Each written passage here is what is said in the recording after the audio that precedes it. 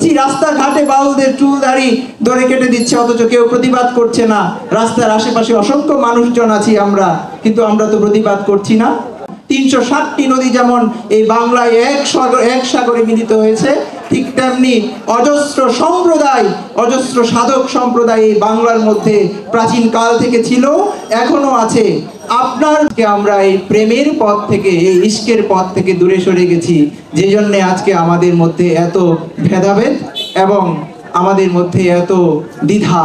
আজকে এই অনুষ্ঠানের একটি উদ্দেশ্য, একটি কারণ হচ্ছে সারা বাংলাদেশে যেইভাবে বাউল এবং ফকিরদের উপরে নির্যাতন এবং নিপীড়ন নেমে এসেছে, তার বিরুদ্ধে প্রতিবাদ স্বরূপ আমরা এই অনুষ্ঠানটি আজকে করেছি। অনুষ্ঠানের নামকরণ করেছে আশেকের রাস্তা সোজা। এখন এই আশেক কি জিনিস, এই জিনিসটাই কিন্তু আমরা অনেকে বুঝতে পারি না। আশেক কি জিনিস? এই শব্দটা খুব দারুণ শব্দ। এটি মহব্বত কিংবা ভালোবাসার মতন শব্দ নয়।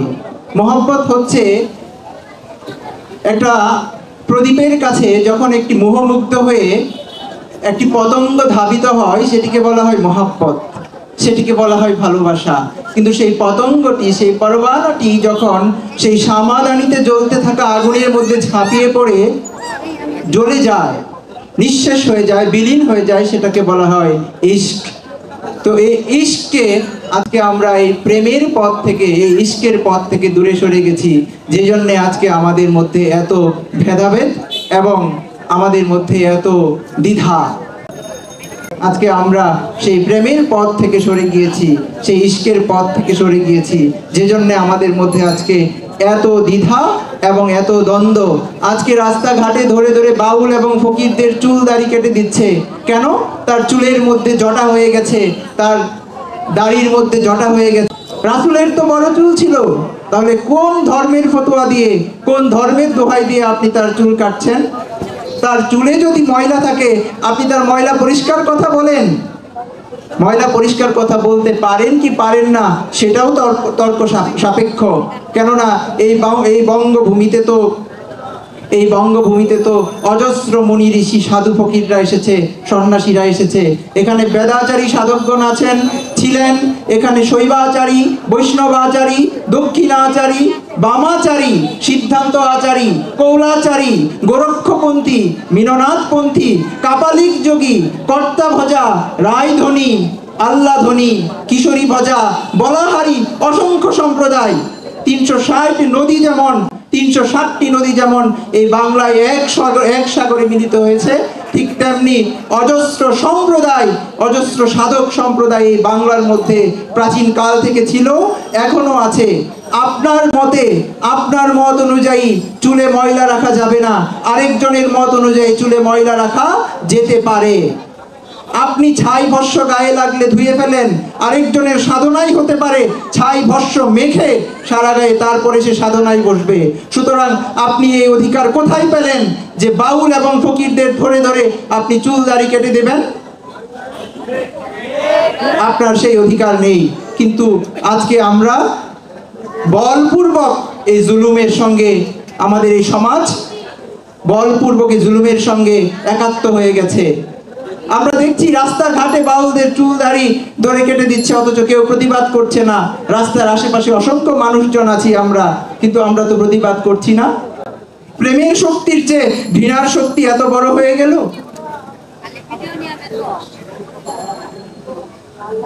হৃদয়ে বড়